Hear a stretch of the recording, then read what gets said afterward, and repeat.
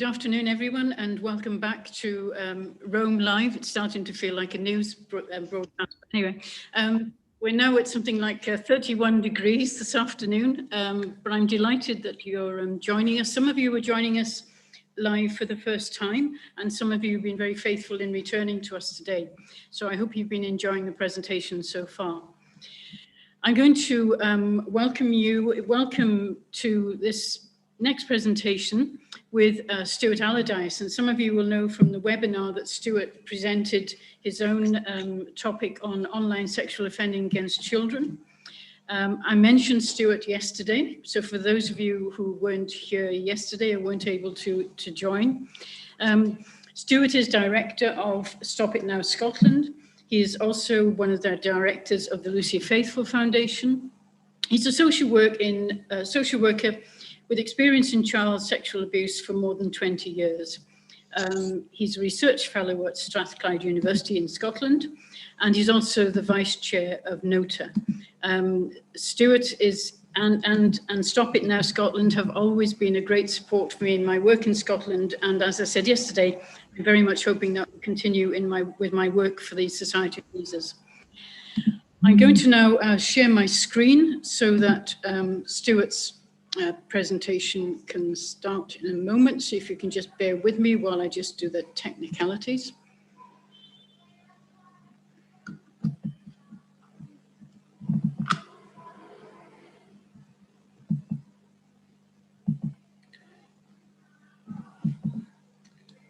Stuart, you are very welcome. Over to you. Thanks, Tina. I'm absolutely delighted to be with you all this afternoon. I'm speaking to you from Edinburgh in Scotland, where it is uncharacteristically warm. We get one hot day every 5 years, and I think this is that day.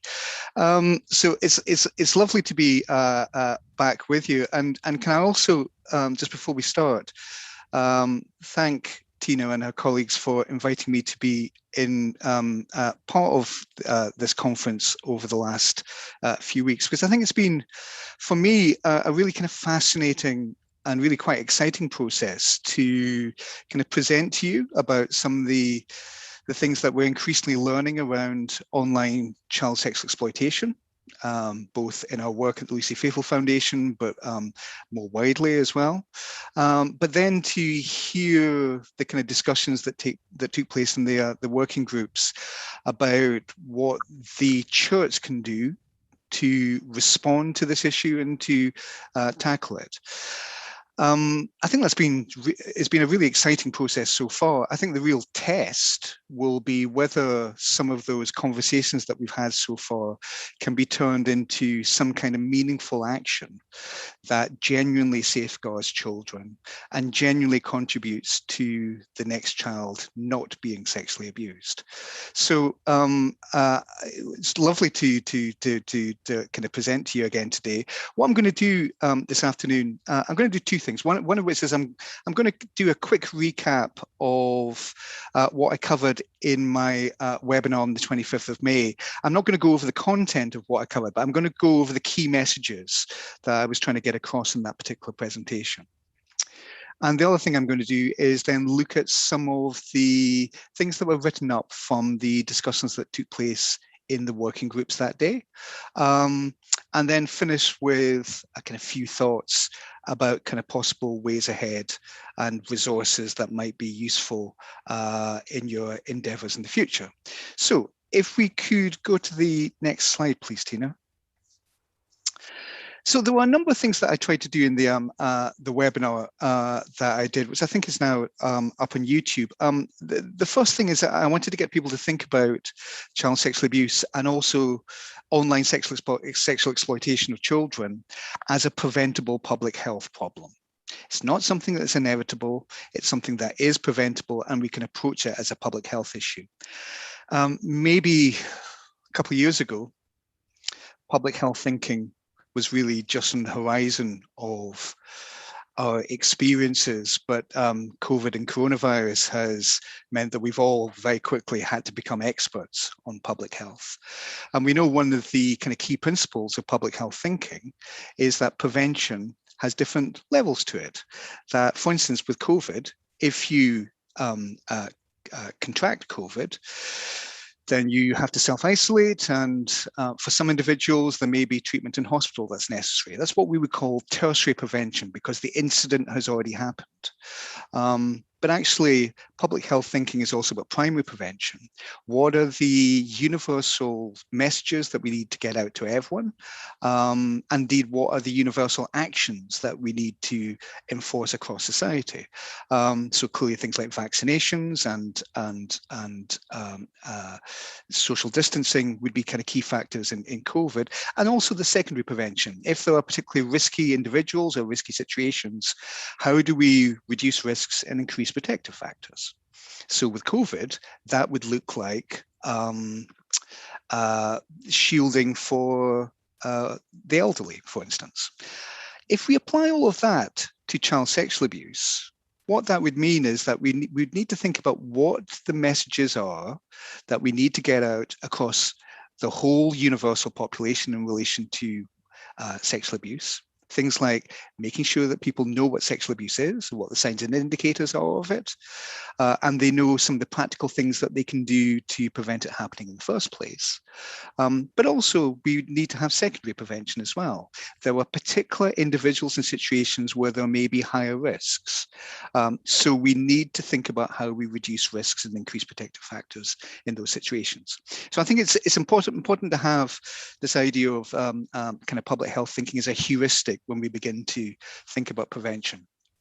The second thing I tried to do in the presentation is I wanted to describe some kind of larger scale prevention efforts, particularly in the UK, that we've been involved with in the Lucy Faithfull Foundation. Sometimes we get asked, where are the kind of indicative examples of large scale good practice around prevention of child sexual abuse?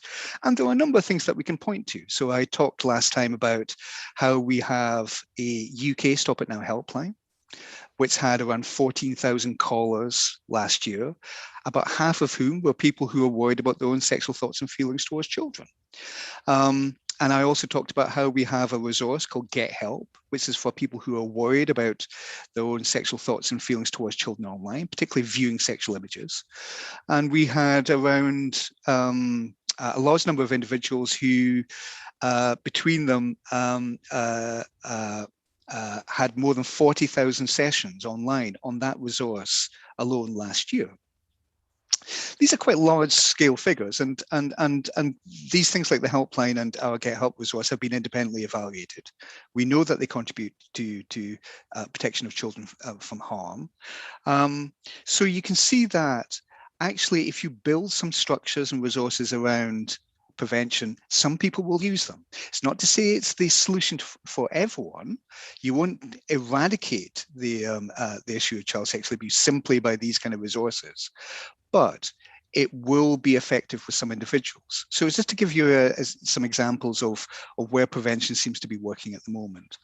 And then I wanted to outline the scale of online child sex exploitation, and particularly the viewing of child sex exploitation material. I explained last time that I think there are good reasons why we should avoid the language of child pornography. But in terms of child sex exploitation material, we know that there are millions of images and videos that are both on the dark net, but increasingly on the surface net as well. We know in the UK that we have about 7,000 people who are arrested for viewing sexual images of children every year. But actually, the National Crime Agency in their risk assessment recently said there are probably about 700,000 people in the UK who present some level of risk towards children, many of whom are online offenders. So we only, in terms of the criminal justice system and those who are arrested, see the tip of the iceberg. Indeed, a big study from Germany suggested that in a sample of around 8,000 individuals, 8,000 men online, around 4% had viewed child sex exploitation material. So it's a widespread problem, which then links to the next thing I tried to cover, which is how do we push against the idea of the othering of people who commit sexual offences? By which I mean, we have a mental schema of what people who commit sexual offences are like, or they tend to be serial paedophilic individuals who are quite predatorial in nature. Now, those people do exist, but actually they are the minority. And we need to recognize that if child sexual exploitation online is as prevalent as the data tells us, we need better explanations about why ordinary normal people get involved with this kind of behavior, which involves us beginning to think about kind of pathways into offending behavior. And what I was talking about last time was that although there are some people who deliberately go online to look at these kind of images, there's always a trajectory, a pathway that people have been on. And people don't wake up one day and decide for the first time ever, yeah, I'll look at sexual images of children. People move towards that over a period of time. And they generally move towards that or gravitate towards that because they have a capacity to be sexually interested in children. They are often looking at legal forms of pornography and increasingly look for more and more transgressive material for a whole host of different reasons. In the same way that those that are involved with grooming and online solicitation are often involved with lots of other kind of cyber sex behavior before they begin to move towards the targeting of children in some way.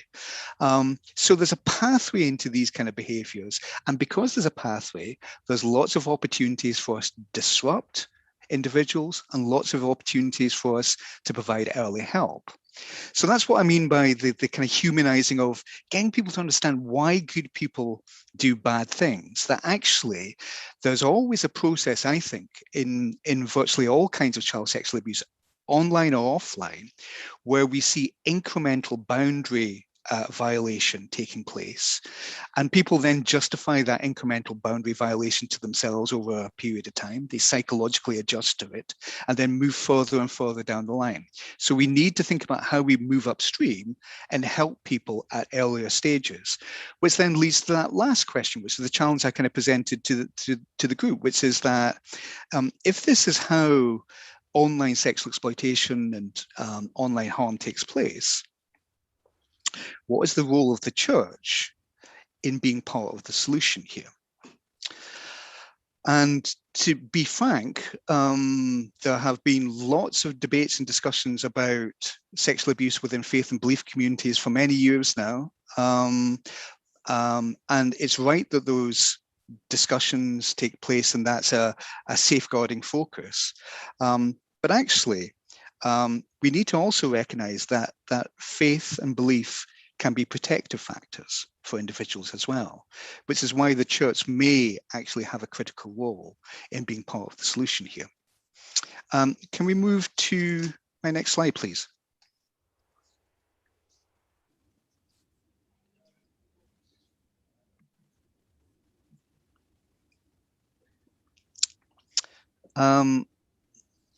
Actually, just put up all the points. That would be great. There's 4 of them. I was really quite blown away by the conversations that took place in the working groups after my presentation a few weeks ago, and really heartened by reading the write-ups afterwards.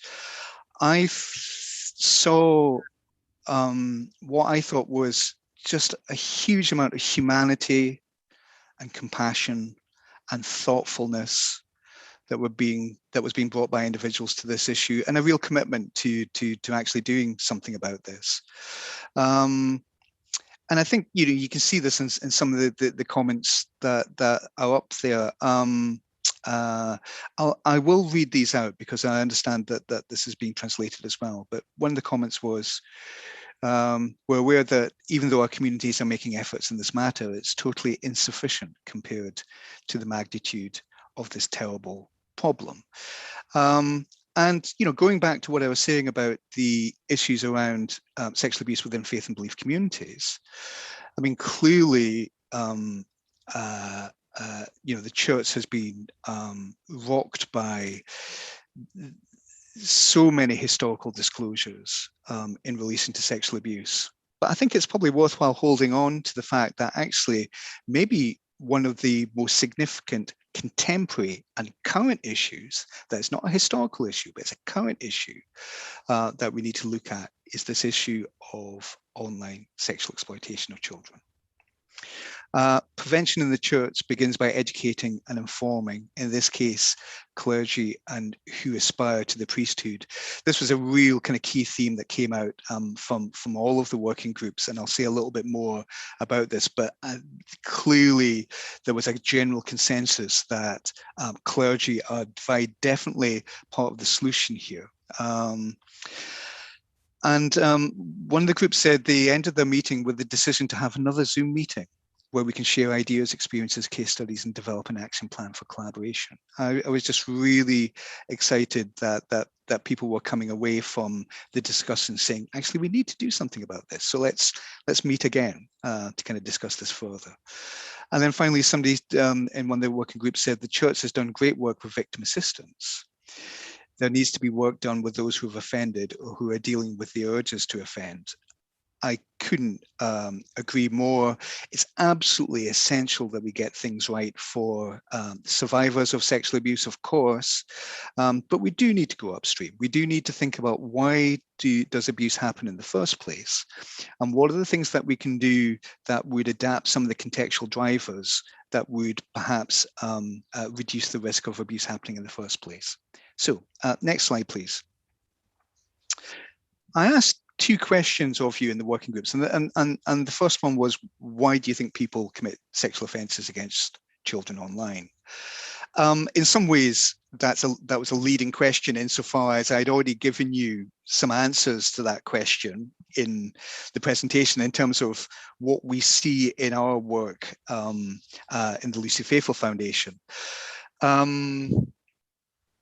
So in some ways, I was posing this question to see whether the explanations we were providing were congruent with your experiences or how you see things, or whether you saw the kind of pathways into this offending behavior in quite different ways.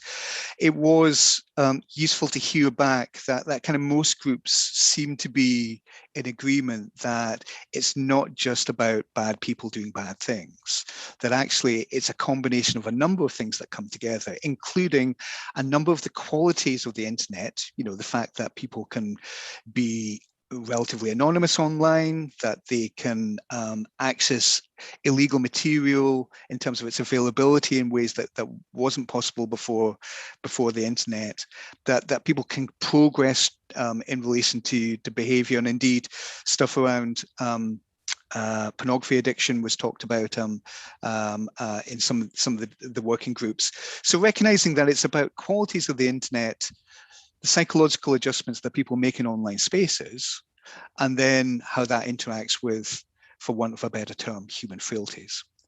And then one of the groups said this, and I've been thinking about this quite a lot as a statement. There is the feeling that it's easy to create a different identity in the online world. And of course, we know that that's true generally with how people use social media and how they come across in online spaces. It's particularly true with respect to the people who have committed offences that we work with day in and day out. I was kind of reflecting on this because I was thinking to myself, actually, most of the people who have committed online sexual offences that certainly I've worked with over the last few years, most of them do have a particular kind of performative identity that they have online, which is about them having a kind of certain aspect of their sexual self or their sexual identity that they kind of present in online spaces, which is often very different from how they present in offline spaces, which is probably one of the reasons why sometimes offenders can appear to be very bold in online spaces in ways that they're not in offline spaces, if that makes sense. So I think there is actually something really quite key in that sentence about helping us understand how people split part of themselves away from themselves and become something different online. And finally, I really like this statement here. If an individual is not in tune with their mental health and unable to identify feelings of depression, loneliness, anger, boredom, it becomes easy to bury oneself in their electronic devices, social media, and even pornography. And the recent quarantine lockdown does not help the situation either. There's a number of things to be brought out from this. One of which is that many of the people in the working groups were talking about mental health as an issue, mental health and well-being as an issue that sits behind online offending, and I think that's absolutely right. And indeed, actually, those things that are described there, depression, loneliness, anger and boredom, are often many of the factors that sit there for people who commit online offences. Sometimes, actually, I think there's a people will use sexual means online to meet non-sexual needs like depression and loneliness and what have you. So I think that there's something really quite key here. And indeed, we have seen recorded sexual crime online increase further to lockdown in many different jurisdictions. So certainly in the UK, but in also other areas of Europe, we've seen an increase of around kind of 10% of kind of online recorded sexual crimes over the last year or so. Could I get the next slide, please, Tina?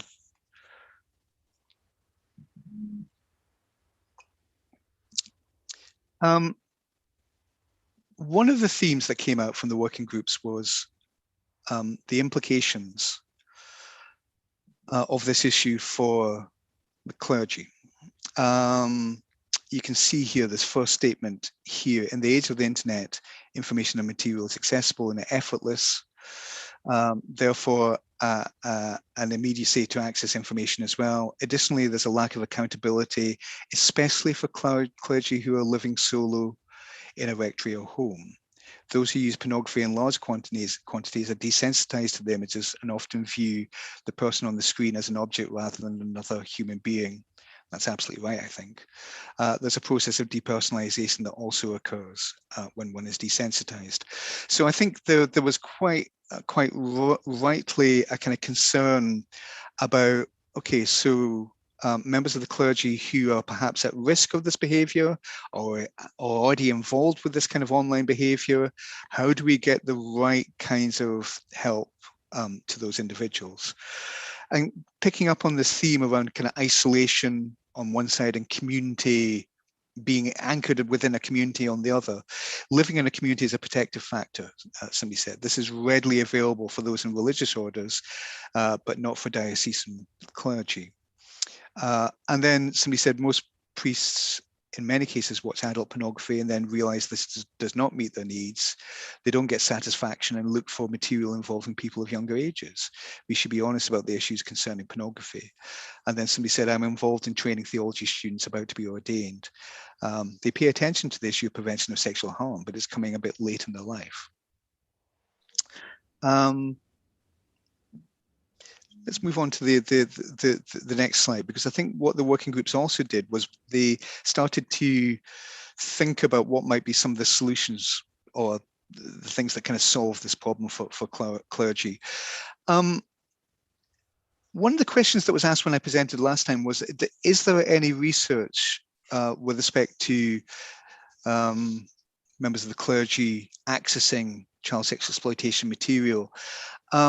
I said at the time I wasn't aware of anything, and I'm quite happy for somebody to kind of share any research that they know of. I did have a bit of a look on a few databases subsequently and couldn't find anything. Although what I was surprised to find was that there are quite a few studies that have looked at pornography use by clergy, not necessarily illegal material, and some studies, I don't think that they're necessarily of all of high quality, but some studies have suggested quite large proportions of clergy looking at pornography. One of the issues, of course, is that some of that research is quite old, and some of it even predates the internet. But there is some kind of research in this area, but there is a gap in relation to our understanding of proportions of clergy that are looking at these kind of materials, which is probably worth thinking about as a kind of gap in our knowledge and understanding. And then somebody said that the church needs to prepare a curriculum of seminarians and religious members in institutions. And we may want to kind of return to that question of what that curriculum might look like. But one passing thought I have is that there are maybe different bits to this. How do we make sure that clergy have the resources, knowledge, and information and skills to be able to counsel and support parishioners who have issues around pornography addiction, who may be moving towards looking at online illegal material. What is it that clergy would do in those kind of situations? But also, how do we make sure that clergy have the level of self-awareness, the level of self-reflection and self-knowledge to know and understand what's going on for them in terms of their own behavior, their own actions, and whether they're involved with what could be potentially risk-taking behavior online. And finally, education and awareness campaigns would help with communication skills and addressing mental health, working towards building community and structure for clergy who are isolated and introverted in nature, encouraging clergy to participate in clergy support groups. The realization that the use of pornography happens to ordinary people, that prevention works, and because of the desensitization of those who offend, that those people are worthy of love, salvation, and assistance or help. That last message is really important, I think. And I think it's really important because one of the things that we're increasingly seeing in work with people who have committed sexual offences is the adoption of some ideas from compassion therapy. Recognizing that the people who commit sexual offences often have high levels of shame, and indeed often have shame during the commission of their offences as well. And that shame cycle can actually contribute to the continuation or persistence of that behaviour, and actually helping people begin to understand what's going on for themselves, but in a way that also provides some kind of self-compassion may be very helpful. Just to respond to a wee message that came up a second ago, somebody was saying, isn't it a generalization to say that large numbers of clergy use pornography? I'm just to be clear, I'm not saying that. What I'm saying is that there are some studies that have suggested that, but some of those studies are quite out of date. And there may be issues about kind of quality of those studies. So it's not to say that's the case at all, but just to say that there have been some studies that have pointed to that, but that would be with respect to specific samples. Could we move on to the next slide, please?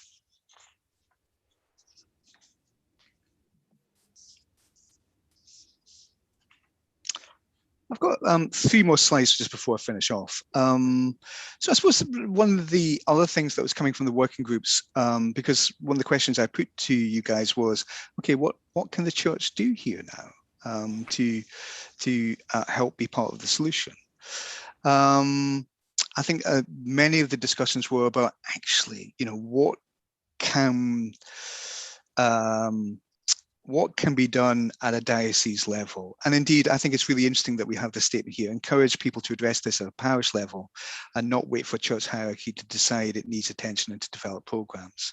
I mean, clearly anything you guys do needs to be done in partnership with church hierarchy, but I think that there is quite an important message there about actually there are lots of practical things that we can all be doing in our day-to-day life that actually would be promoting prevention, whether it's helping people understand what child sexual abuse is, whether it's helping people understand that there is help available if they have any worries around child sexual abuse, making sure that children know what abuse and exploitation is. There's a whole range of things that we can do as a community that would help build protective factors and build towards the eradication of child sexual abuse.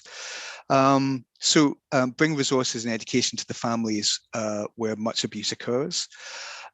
I didn't talk very much in my last presentation about where these images come from. I talked about who views these images, but actually the research that has taken place so far tells us that most of the abuse that is filmed and then put online takes place, understandably, where abusers are abusing children that are known to them. And the most common context of that seems to be family contexts. We're seeing this issue around the viewing of child sex exploitation material, which is people often being quite isolated on their own, kind of looking at these behaviors. But we're also seeing, lots of contexts where these images are going up online, and some of those images are coming from family context. So understanding and also reaching out to families where abuse occurs is really important. Identifying high risk communities and educating the entire community. So recognizing where we maybe want to put our efforts in terms of kind of prevention. I can see some more about that later on in terms of higher risk communities. Working to eliminate the secrecy about abuse.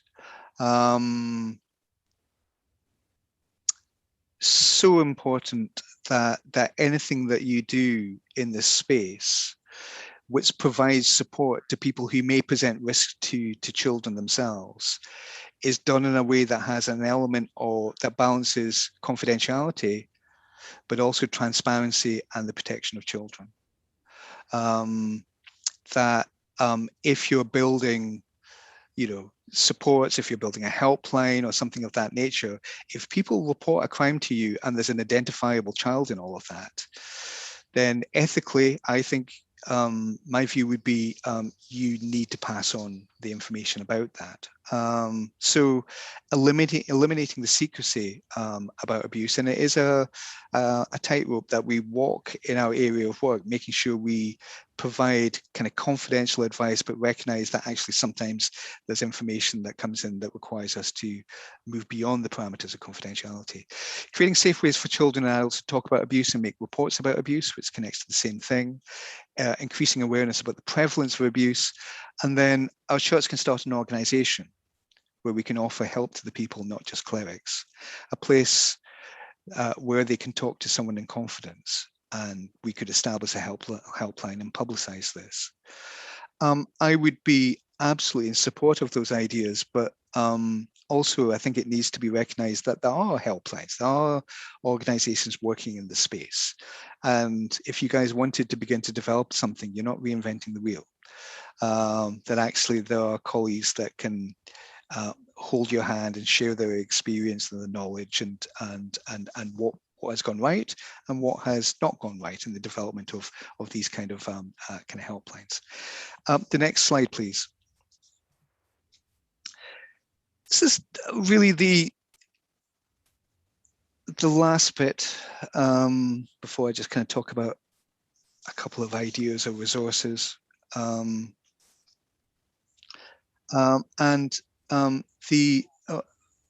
The Latin America work group, this is a shout out to them because they put together what looks to me like an 8-point plan, which I think is a very robust and quite compelling kind of plan about how these issues could be addressed within a church context. So I just wanted to share what they put down. I've tried to use your words as much as I possibly could as a group, but I have edited down this a little bit. So apologies if I've blunted some of your meaning. But this particular working group said we need to work from a principle that online sexual abuse is real, serious, universal, and preventable. I think that's absolutely the starting point that we all need to kind of buy into. And then they said social education and psychoeducation are the keys to creating, developing, and implementing any prevention or intervention programs. So the evidence that we have so far is that there are clearly some online offenders that need high levels of very intense therapeutic work, but actually for a lot of individuals, lower impact psychoeducational work can actually be really effective and can be central to things like deterrence messaging that you may want to get across to people who are starting to get involved with these kind of online behaviors. Number 3, the church needs basic but sufficient knowledge about this issue updated on a constant and permanent basis. Absolutely right. I've been working at the Lucy Faithfull Foundation for 5 years now, and actually in that time, the ways that people access child sexual exploitation material has changed quite significantly. And it's changed because of the widespread use of encrypted apps, which means that individuals can share images with each other online in encrypted spaces that the police find very difficult to monitor or police in any way. Now that's something that was only really kind of starting kind of 5 years ago and has really significantly changed how people access these kind of images. I was speaking to a tech company in Greece just a couple of days ago who are developing a kind of 3-year program in relation to developing some resources around online child sexual abuse prevention. And what really impressed me was that they said, actually, we know that our understanding of the nature of this problem will have changed by the end of this 3-year program, because things change in online spaces so quickly. So I think there is something there about basic and sufficient knowledge, but then making sure that that knowledge is being updated. Educational interventions that need to sequentially cover awareness, consolidation, and follow-up. I think what is being meant here, and perhaps colleagues could clarify this kind of later on, but we need to make sure that people who may be drawn towards these materials have some kind of awareness of that there are real children that are in those images, and that children have genuinely been harmed in the commission of all of this. Indeed, but that messaging needs to be continued and needs to be repeated, and we see the necessity of consolidation and follow-up, which is the same with treatment programs with individuals involved with this behavior. We can do a treatment program, but we probably need some kind of follow-up as well at times in the future. And the approach must be directed to all social groups, families, pastoral agents, clergy, teachers, friends. If you remember, I showed you a grid which had those who commit offences, children, families, and situations on it, and then primary, secondary, and tertiary prevention. And I invited you to think about actually what would prevention mean for all of these different groups. And I think that was certainly something that comes from recommendation number 5. Next slide, please.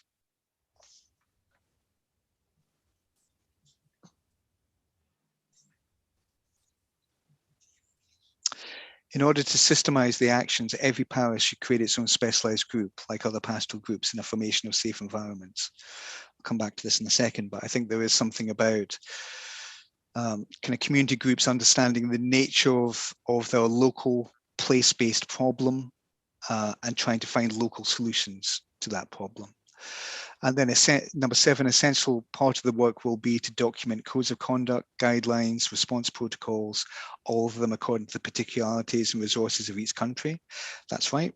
I think every country has different legal frameworks. Every country has different safeguarding processes, and clearly you need to kind of what prevention will look like will be shaped by those kind of things, and establishing alliances with government institutions, NGOs, and the tech industry in order to commit and enhance efforts.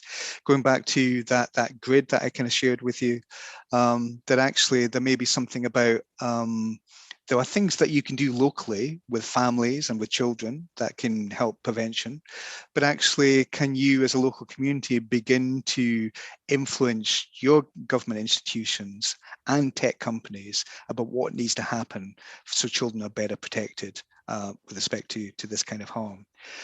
Which leads me just to kind of two resources I would point you to.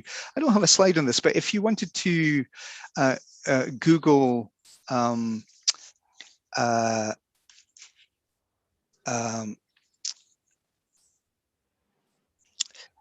EXA, the Eradicating Child Sexual Abuse Project. So I had a mental blank there for a moment. If you put in EXA and Lucy Faithfull Foundation, it'll take you to the EXA website, which is a resource that Donald and I have been working on for quite some time, which has a methodology on it, which has been used in a number of different countries now in relation to prevention of child sexual abuse. And it goes back to what we were saying about trying to make something that is kind of place-based. And recognizing that prevention will look different in different places, and there will be different solutions in different communities. But actually, that grid that I showed you around primary, secondary, tertiary prevention and how it applies to different groups is there in the EXA website. And actually, the website is a methodology that communities can use to begin to think about actually what are the things that we're already doing that prevent a particular kind of issue around sexual abuse, and what are the things that we could be doing that we're not doing at the moment. So I would invite you to look at the EXA website and see whether there are some ideas there that, you know, it might just kind of get the light bulbs kind of switching on for you. The spelling of it is ECSA, so it's Eradicating Child Sexual Abuse. And the last thought I had, just kind of looking at what the Latin America Working Group had put together, it made me think a little bit about theories of change. Hopefully some of you will have come across theories of change. You could kind of look at that online as a kind of concept or idea if you're unfamiliar with it. But if you're wanting to achieve certain kind of outcomes in terms of social change, then you might want to think about what the process is whereby how you might achieve that. So if it's thinking about how families have more information about risks online and the practical things that they can do to better protect children, then actually having a theory of change allows you to kind of think about what do we need to have in place to make sure that that happens, and how will we know that it's happened. So it just gives a little bit of rigor in all of this. And one of the things that struck me about this kind of proposal from the Latin America group is there are loads of things in there, but a theory of change would allow you then to think about, okay, what are the things that we need to prioritize and start with first? Because actually, you might not be able to do everything at the same time. And there might be some, you know, small kind of hits or successes that you want to get under your belt as a community with this kind of issue and challenge before approaching some of the bigger issues. So, final slide, which is, I think you've heard enough from me. I think hopefully you have a kind of sense of the nature of the problem, and I've explored some of the ideas and solutions that you're starting to come up with. I think the challenge then is to see whether we can begin to shape this into something that is genuinely actionable and will make a difference for children. Thank you.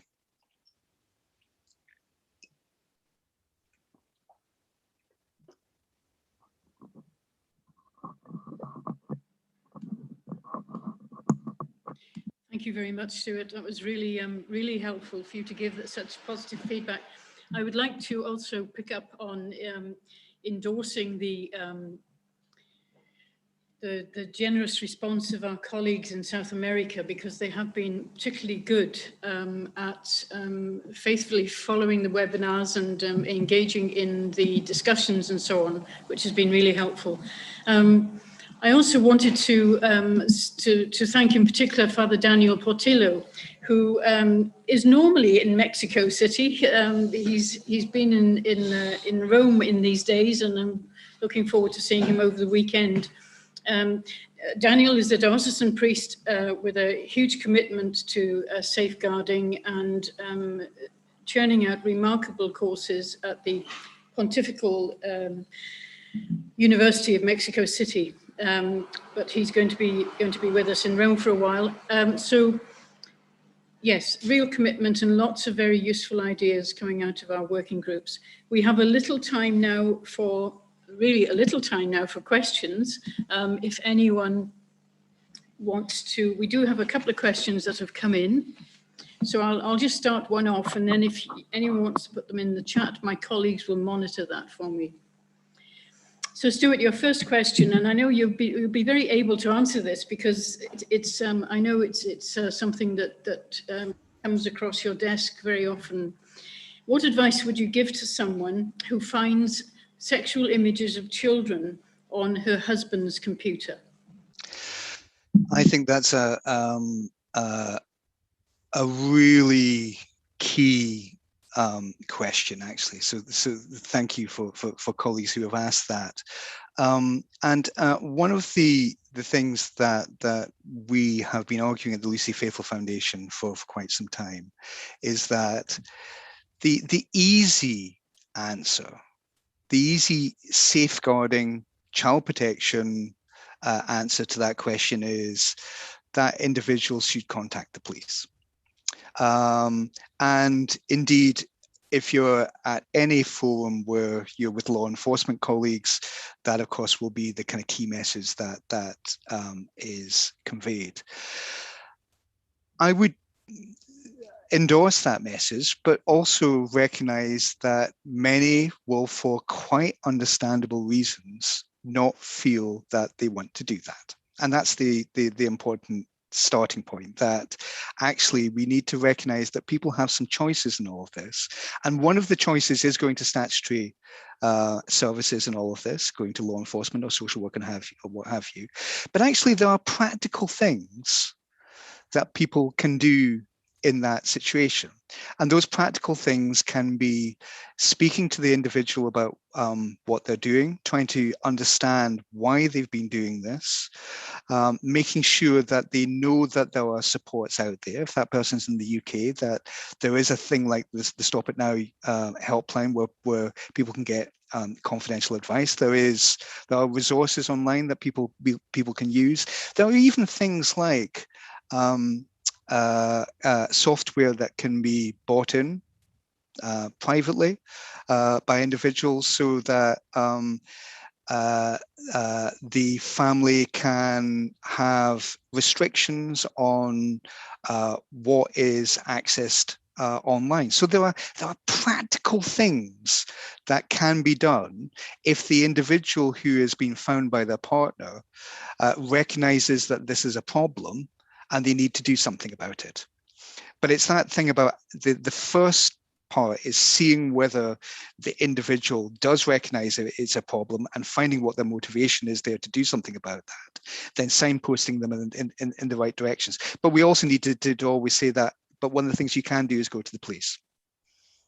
That's really helpful. And we've talked about this, you know, in other forums as well, Stuart, in terms of, it may well be that and you know, it could be that it doesn't have to be an assumption that it's the child abuse images are on a male person's laptop. It can be on a female's laptop as well. So whichever way, but it may well be that in terms of the Catholic Church, the first person they might go to is the parish priest.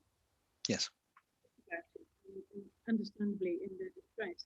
So it's very important to equip people to know how to manage this and where to go to find the right people. Yeah. There has been a question about plans for a sister organisation in the States and to implement Stop It Now. I don't know if you can confirm any of that for us. So there is a Stop It Now US, and indeed Stop It Now US was established before Stop It Now UK by about 10 years. So there is a program in the US, and indeed, if you, I think somebody has I think Donald's put a kind of link in the chat. Ironically, for an initiative, a campaign that started in the States, Stop It Now UK is now much larger as a helpline, but there is a helpline that exists in the States. That's really helpful. Another question is, when it comes to concrete results in preparation of online sexual abuse, or the prevention rather, not preparation, the prevention of online sexual abuse, what's the impact of psychoeducation and self-care for children and adolescents? What are the outcomes in relation to kind of psychoeducation for children? Is that in relation to children who have themselves been victimized, or just trying to understand? Perhaps the person will correct me if I'm wrong. I think what's behind that question, Stuart, is more that are there results, I suppose, with the development of psychoeducation, psychoeducation programs in schools, and in the UK we would talk about personal, social, moral, and so on education systems. Has that helped in the prevention of abuse in terms of enabling children and adolescents to be more self-determined and recognizing some of the dangers? Oh, that's really interesting. So sometimes when I tell people that I'm involved with the prevention of child sexual abuse, the first thing people say is, "Oh, do you work in schools?" Because when we hear that term, prevention of child sexual abuse, we often think about sexual abuse prevention programs in schools, whether that's in relation to good touch, bad touch, or whether that's in relation to online safety or what have you. There is a Cochrane study of child sexual abuse prevention programs and outcomes. And interestingly, what that meta-analysis found was that there is actually very little evidence that those programs do genuinely contribute to less children being sexually abused. That in itself is not a reason to stop those programs. Actually, one of the things that's said in that report is that one of the things that quite often happens, particularly for older children in primary settings and sometimes teenagers as well, is that you have increased reporting of sexual abuse that takes place after these programs are delivered. And also there are some methodological issues, I think, about how do you scale prevention? Because actually, if your program works, then harm has not happened. So how do you measure a negative in all of this? So I would bring a little bit of caution to the Cochrane study meta-analysis. We do have some data more recently in relation to children who have had programs around online safety, having more confidence online in being able to say no to individuals and, if you like, kind of push away people who are involved with that kind of boundary violation towards them. So there is a little bit of data there, but it's not as compelling as I think sometimes it's made out to be, which is why I would always argue that we need to have those kind of programs along with what is more perpetrator-focused prevention as well. Thank you. And another question as well, Stuart, in relation to peer-on-peer abuse. I mean, would Stop It Now be responding to concerned parents who might be worried about peer-on-peer abuse happening in online forum, particularly, I suppose, now during, hopefully we're coming out of the pandemic. It doesn't feel like it some days, but the risk of that increasing at the time, and would that be something that Stop It Now works with or responds to? A quick answer is yes. Particularly supporting kind of parents in all of this. Around 1/3 of sexual abuse is probably perpetrated by children and young people themselves. If you look at David Finkelhor's work, then he points out that probably the majority of online grooming and sexual solicitation of children is perpetrated by peers rather than adults. So the message that we give to children about online stranger danger of adults approaching them, those adults are out there, of course, but often our messaging is not about peers, so we get things wrong in all of this. Absolutely a key area we need to focus on, I think. That's really important. I think that'd be very helpful for other people. I think Donald has actually posted up that the Jesuit Social Care in Australia have also started a Stop It Now initiative as well. So it's global domination, I think, is happening, but it's really encouraging. We've almost run out of time for questions, but because we need to move very soon into the working groups. But can I thank you so much, Stuart? It's been delightful to have you with us again, sadly online. I was so looking forward to you coming out to be with us in Rome in person, but maybe another day. But thank you very much, really helpful. I'm sure it will generate a lot more discussion and a desire for people to take on some practical collaborative work together. So that's really good. And I again, I just want to personally endorse that Stop It Now does want to work collaboratively with people and with organizations, and you will find a tremendous amount of support and wisdom and expertise from them. So I will hand over to Andrew, who's going to be busily now sending you off into your working groups any moment now. Okay, thank you very much. Thank you, Stuart. Thank you, Tina, for that. We'll now move on to the breakout rooms. We have, I believe it's 45 minutes. We have an hour. So it's 5:15. You'll stay in your groups till 6:15. Obviously, it's 5:15 in Rome. It's a different time if you're in a different country, of course. Stuart is smiling at me. So you have 1 hour in your breakout rooms. There might be some changes. We have a lot of people coming in and coming out, so we try to keep the numbers balanced. So you might have a different facilitator. You might be in a different group.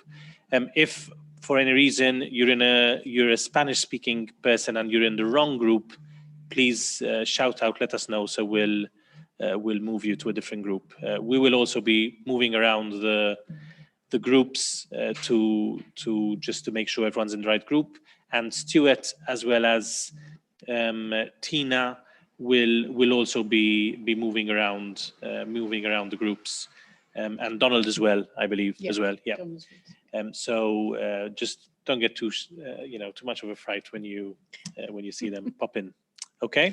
So I'm going to open the groups, and in a minute. Yes.